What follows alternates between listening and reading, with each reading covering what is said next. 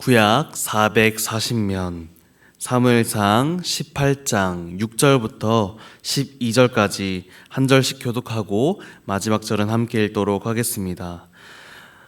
무리가 돌아올 때 곧 다윗이 블레셋 사람을 죽이고 돌아올 때 여인들이 이스라엘 모든 성읍에서 나와서 노래하며 춤추며 소고와 경새를 가지고 왕 사울을 환영하는데 여인들이 뛰놀며 노래하여 이르되 사울이 죽인 자는 천천히요 다윗은 만만이로다 한지라.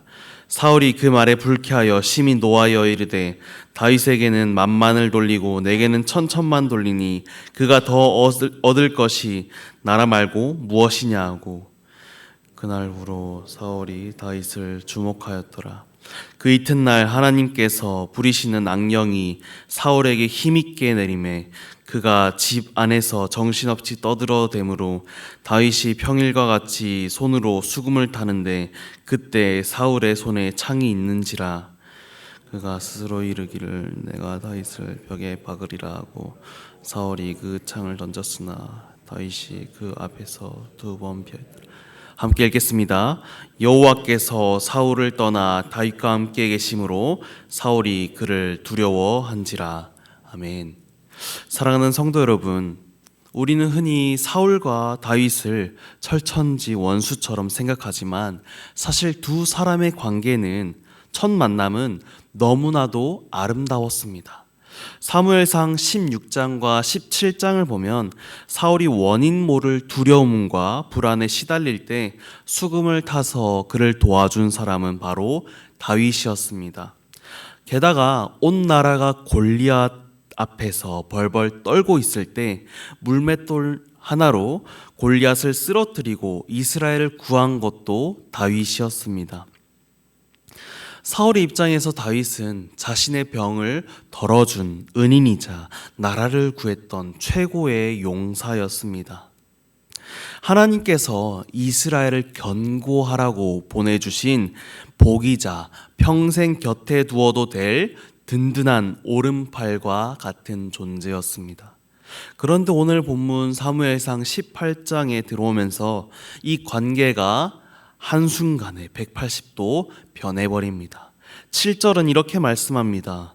여인들이 뛰놀며 노래하여 이르되 사울이 죽인 자는 천천히요 다윗은 만만이로다.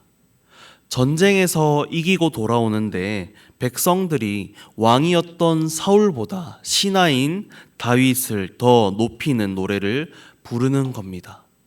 이 소리를 듣고 사울은 심히 불쾌하고 노하였습니다.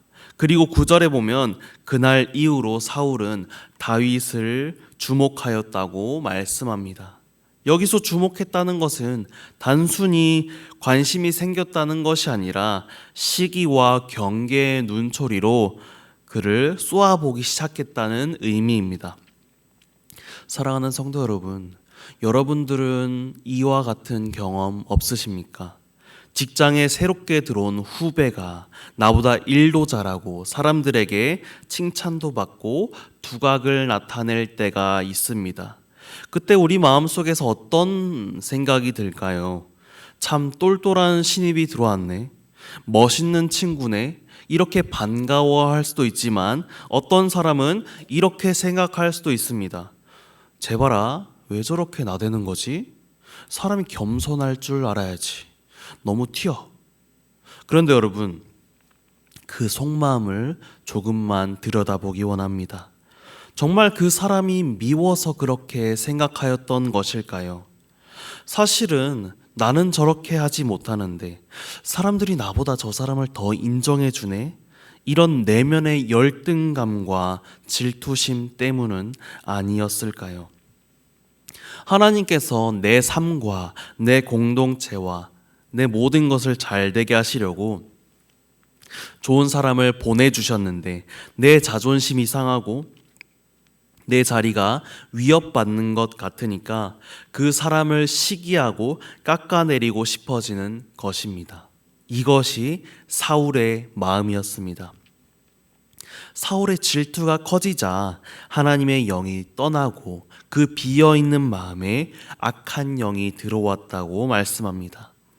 그 결과 자기를 위해서 힘쓰고 있는, 자기를 위로하려고 수금을 타고 있는 다윗을 향해 사울은 창을 던져버리고 맙니다. 사울이 다윗에게 창을 던졌던 진짜 이유는 무엇이었을까요? 오늘 본문 12절이 말씀합니다. 여호와께서 사울을 떠나 다윗과 함께 계심으로 사울이 그를 두려워한지라. 사울은 다윗의 젊음이나 그 전투 실력이 두려웠던 것이 아니었습니다. 내게서 떠나버린 하나님의 영이 저 아이에게 있다는 그 사실이 견딜 수 없었던 것이었습니다. 사랑하는 성도 여러분, 우리가 진짜 싸워야 할 적은 나보다 잘 나가는 후배나 얄미운 동료가 아닙니다. 진짜 적은 바로 하나님의 은혜가 메말라 버리고 있는 내 마음속의 빈자리입니다. 그런데 그 빈자리를 인정과 자리 그리고 비교로 채우려 할 때면 우리는 사울처럼 창을 둘 수밖에 없습니다. 그리고 나를 위해 노력해주고 힘써주는 가족들에게 그리고 친구에게 동료들에게 그 창을 던져버릴 것입니다. 내 삶이 고단하고 내 마음에 여유가 없다는 이유로 나를 도와주려는 사람들에게 오히려 상처를 입히게 되는 것입니다. 그런데 사랑하는 성도 여러분, 어쩌면 지금 이 자리에 억울하게 창을 막고 있는 다윗과 같은 상황에 놓인 분도 계실 것입니다. 그저 묵묵히 내 자리에서 최선을 다했는데 유독 누군가가 나를 미워할 수 있습니다. 그런데 여러분, 다윗은 그와 같은 상황에 사울과 같이 똑같이 창을 던지지 않았습니다. 자신을 죽이려는 사울을 끝까지 왕으로 대하였습니다. 그리고 다윗보다 더 어려운 상황에 처했던 예수님께서도 그러셨습니다. 예수님은 왕이셨지만 자기 자리를 지키려고 우리에게 창을 던지지 아니하셨습니다. 오히려 우리는 예수님께 조롱과 비난의 창을 던졌지만 예수님은 끝까지 우리를 품어주시고 용서하여 주셨습니다. 성도 여러분, 오늘 하루를 살아가실 때 내 마음속에 누군가를 향해 뾰족한 질투심이 올라온다면 내 손에 들린 사울의 창을 십자가 앞에 내려놓게 해달라고 기도합시다. 반대로 누군가의 질투와 공격 때문에 상처받고 억울한 다윗의 자리에 계시다면 나에게 창을 던지는 그 영혼을 다윗처럼 예수님처럼 사랑하고 품어낼 수 있는 힘을 달라고 기도합시다. 오늘 하루 내가 사울의 자리에 있던 다윗의 자리에 있던 우리 손에 들린 미움의 창을 내려놓고 십자가의 넉넉한 사랑으로 승리하는 하루가 되길 소망합니다. 기도하겠습니다. 사랑이 많으신 주님, 오늘 이 새벽 말씀을 통해 우리의 마음을 비추어 보게 하시니 감사합니다.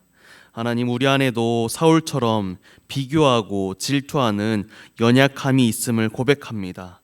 내 자존심이 상할까봐, 내 자리를 뺏길까봐 불안해하며 하나님이 내 곁에 붙여주신 귀한 동력자들을 시기하고 미워했던 마음이 있었다면 용서하여 주옵소서. 내 마음의 은혜가 메말라 갈 때 나를 가장 사랑하는 가족들에게, 직장 동료들에게 보이지 않는 창을 마구 던졌더라면 그러했던 우리의 죄를 용서하여 주옵소서. 또한 주님, 혹여나 억울하게 창을 맞는 다윗의 자리에 있는 성도님들이 있다면 시기하고 공격하는 사람들 때문에 그 영혼이 무너지고 다치지 않게 지켜주시옵소서. 끝까지 사울을 지켰던 다윗처럼, 끝까지 원수를 사랑했던 예수님처럼 그들을 기도로 품어낼 수 있는 마음을 우리에게 부어주옵소서. 오늘 하루 살아갈 때 남을 나보다 낮게 여기며 주님이 보내주신 사람들을 넉넉히 품고 축복하여 주는 예수님의 마음으로 살아가게 하여 주옵소서. 이 모든 것 살아계신 예수님의 이름으로 기도드립니다. 아멘.